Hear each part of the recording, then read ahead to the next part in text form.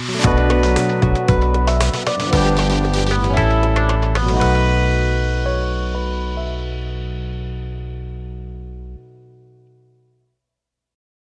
်္ဂလာပါရှင်ကျမဒီတစ်ခါတင်ဆက်ပေးမယ့်အရာလေးကတော့မြေတားပတ်မဂ္ဂဇင်း2020ဖေဖော်ဝါရီလတွင်ပါရှိတဲ့လူမှုမီဒီယာနဲ့တင်းကျပ်မှရေးဆိုတဲ့တုတဆောင်းပါးလေးပဲဖြစ်ပါတယ်။စာရေးသူကတော့ခွန်စောဖြစ်ပါတယ်။လူမှုမီဒီယာဒီယနေ့ကျွန်ုပ်တို့ဘဝဤကြီးမားသောအစိတ်အပိုင်းဖြစ်လာသည်။ကြင်ဖန်များစွာအချိန်မြင့်မြတ်ကြာကျွန်ုပ်တို့လူမှုမီဒီယာကိုအသုံးပြုမိမယ်မသိပဲအသုံးပြုမိခြင်းမျိုးဖြစ်လာတတ်သည်။လူအများစုသည်ညအိပ်ရမဝင်မီမအိပ်မီကြည့်ရှုပြီးနက်နက်အိပ်ရထားခြင်းတွေပထမဆုံးကြည့်ရှု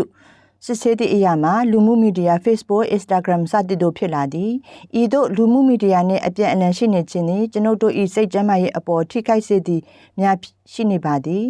မကြသေးမီက Journal of Mental Health တွင်ရေးသားဖော်ပြထားရာလွန်ခဲ့သော10နှစ်ကာလအတွင်ဆောင်ရွက်ခဲ့သည့်လေ့လာမှု80ကျော်အားဖြင့်စိတ်နစ်ဆိုင်သောကျန်းမာရေးအပေါ်လူမှုမီဒီယာမည်သို့တက်ရောက်သည့်ကိုဆန်းစစ်ရာတွင်မတူကွဲပြားသည့်သုံးသက်ချက်များထွက်ပေါ်လာသည်လေ့လာမှုအချို့ကလူမှုမီဒီယာသည်လူများ၏ဘဝအပေါ်အပြုသဘောတက်ရောက်သည်ဟုပြောနေချိန်တွင်လူမှုမီဒီယာနှင့်စိတ်သက်ကြခြင်းသို့မဟုတ်စိုးရိမ်တော့က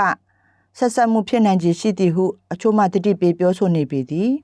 အခြေခံအားဖြင့်စိတ်နစ်ဆိုင်သောကျန်းမာရေးအပေါ်လူမှုမီဒီယာကထိခိုက်လှုပ်ရှားစေကြောင်းလူလေ့လာမှုအများကတွေ့ရှိထားပြီးဖြစ်သည်အပြုသဘောသို့မဟုတ်အပြတ်သဘောရောက်သည်ကိုမူလူပုဂ္ဂိုလ်တူချင်းမြည်တို့သုံးသက်တီဆိုသည့်အချက်ကပြဋ္ဌာန်းပိုင်းဖြတ်ပါသည်ထို့ကြောင့်လူမှုမီဒီယာကိုအသုံးပြုရသည့်ဟန်ချက်ကိုရှာဖွေကကျန်းမာရေးနှင့်ညီညွတ်သောအကျင့်ဓလေ့များကတိုးတက်ဖွံ့ဖြိုးစေခြင်းဖြင့်မိမိ၏ဘဝတွင်အပေါင်းလက္ခဏာဆောင်မှုများရှိနေ၍တေချာစေရန်မရှိမဖြစ်လိုအပ်ပေသည်နံပါတ်1လူမှုမီဒီယာအသုံးပြုမိအချိန်နှင့်ရက်မြင့်အချိန်ကိုသတ်မှတ်ပါ3ချိန်ရက်ချိန်တတိပြုဟန်ချက်ထိန်းညှိမှုသည်လူမှုမီဒီယာဆိုင်ရာကျန်းမာသောအကျင့်ဓလေ့များရှိရေးအတွက်အဓိကတော့ချက်ဖြစ်သည်မည်သည့်အချိန်တွင်အင်တာနက်ဖွင့်လူမှုမီဒီယာအသုံးပြုပြီးမည်သည့်ကာလတွင်အာရုံမစိုက်ပိတ်ထားမည်ကိုတင်ဆုံးဖြတ်ရမည်တင်ညအိပ်ရမဝင်မီမအိပ်မီမဲ့ဆွေများသို့မဟုတ်မိသားစုဝင်များနှင့်အချိန်ယူပြောဆိုရန်အရေးကြီးသည်မှာမှန်ပါသည်နနက်အိယာထရန်နိုးဆက်လိုပါကရှေ့ရခင်သုံးခဲ့သောတံပတ်နာရီကိုအသုံးပြုနိုင်သည်သို့မှသာလက်ကင်ဖုန်းကိုမိမိနှင့်ဝေးသောနေရာတွင်ထားရှိနိုင်မည်ဖြစ်သည်နံပါတ်2လူမှုမီဒီယာအသုံးပြုခြင်းနှင့်ဆက်ဆံ၍ရည်ရွယ်ချက်ရှင်းလင်းပါစေဘာအတွက်သုံးတာလဲတာမန်အဖြစ်မိသားစုဝင်ဆွေမျိုးတငယ်ချင်းမိတ်ဆွေနှင့်ပတ်သက်၍နောက်ဆုံးအခြေအနေသတင်းအချက်အလက်များအတွက်လူမှုမီဒီယာကိုအသုံးပြုလေ့ရှိကြတော်လဲအချိန်ကာလတစ်ခုကျော်လွန်သွားသောအခါဗီဒီယိုတစ်ခုပြီးနောက်တစ်ခုကြည့်နေခြင်းမျိုးဖြစ်သွားလေရှိသည်မိသည့်အင်တာနက်စာမျက်နှာကိုတေဝင်ရောက်ဖွင့်လှစ်ကြည့်ရှုသည်ကိုဆင်ခြင်တတိထားရမည်ဖြစ်ပြီးကြည့်ပြီးလျင်ပြန်ပိတ်ရန်တေချပါစေဤနည်းအားဖြင့်မိမိလူမှုမီဒီယာကိုမိတို့မိများအသုံးပြုမည်ကိုတေချစေပြီးအခြားသူများပြသထုံးလွှင့်ထားသည်များကတင့်အားလွယ်မျိုးအနိုင်ယူသွားခြင်းမျိုးမဖြစ်စေရန်ဖြစ်သည်နံပါတ်3နိုင်ရှင်ရန်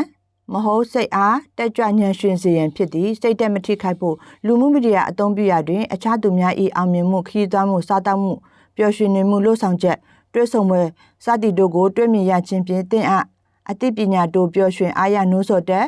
ကြွစေခြင်းတစ်ခု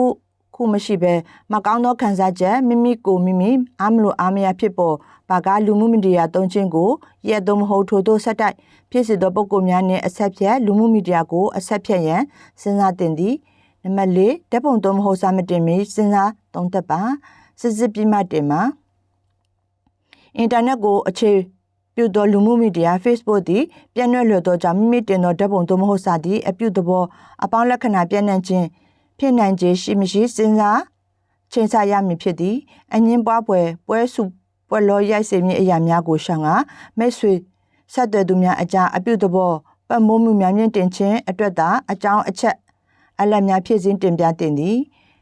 ငါတင်ဤစိတ်သက်ကျမ်းမာရွှင်လန်းမှုကိုဥထိတ်ထားပါကျမ်းမာရွှင်လန်းဖို့တင့်ကိုတင်စိတ်ကိုဥစွာစစ်ဆေးပါအကယ်၍ခံစားချက်မကောင်းစိတ်ကြနေပါကအင်တာနက်သုံးခြင်း Facebook ကြည့်ရှုအချိန်ကုန်ဒီတဲ့အပြင်ထွက်လမ်းလျှောက်ကော်ဖီတစ်ခွက်တောက်ခြင်းမျိုးပြုတင်သည်အကယ်၍တင်ရရှိနေသောအကြောင်းအချက်များကတင်အားစိတ်ဖိစီးသို့မဟုတ်ဆုံးရတော့ကဖြစ်ပွားစေပါကလူမှုမ မီဒီယာအသုံးပြုခြင်းကိုချက်ချင်းရပ်တင်ပါသည်ခေတ်ပေါ်နည်းပညာဆက်သွယ်ရေးစနစ်များဖြင့်လူတိုင်းပုံမအဆင်ပြေကျန်းမာပျော်ရွှင်ကြပါစေအားလုံးကိုကျေးဇူးတင်ပါတယ်